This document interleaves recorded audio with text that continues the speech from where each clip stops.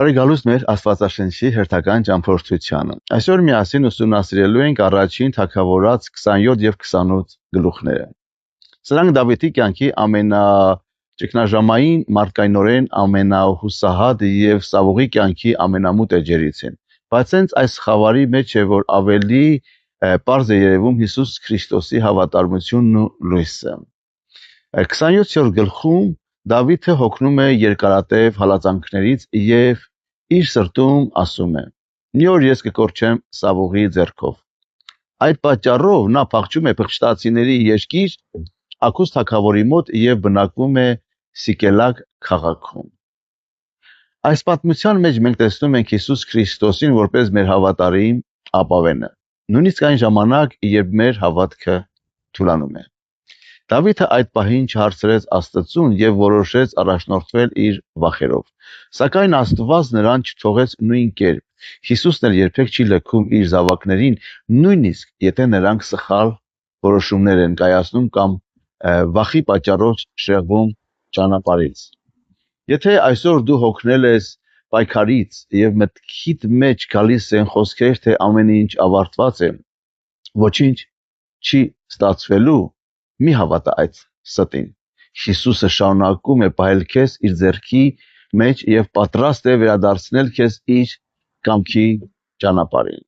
28-րդ գլխում տեսնում ենք Սավուղի ողբերգական ավարտի սկիզբը։ Նա պատրաստվում էր պատերազմի, բայց Աստված այլևս չէր պատասխանում նրան։ Ոչ երազներով, ոչ մարգարեներով, ոչ էլ Ուրիմով։ Փոխանակ ապաշխարելու Սավուղը գնում է Էդովրի գուշակի մոտ, փորձելով պատասխան ստանալ մեռելների միջոցով։ Այս պատմության մեջ Հիսուս Քրիստոսը բացահայտվում է որպես մեր միակ միջնորդը եւ Աստծո կենթանի խոսքը։ Մենք կարիք չունենք դիմելու գուշակների, աստղագուշակության, կախարդության կամ որևէ այլ մութ աղբյուրի։ Մենք ունենք Հիսուսին,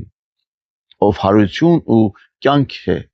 եւ նրա միջոցով կարող է մոտենալ Աստծուն։ Եթե երբևէ թվում է, թե Աստված լուռ է, մի փնտրիր պատասխաններ այնտեղ, որտեղ Աստված արգելել է։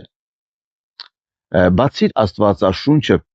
աղոթիր եւ վստահիր Հիսուսին։ Նրա խոսքը լույս է մեր ճանապարհի համար եւ նա առաջնորդում է իր զավակներին ճիշտ ժամանակին։ Փառտերոջը, որ Աստված մեզ տվել է Աստվածաշունչ։ Սիրելիներ, աղոթենք։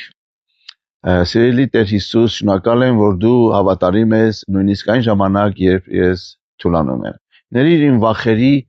եւ իմ սխալ որոշումների համար։ Օգնիր ինձ միշտ վստահել քեզ, երբեք չփնտրել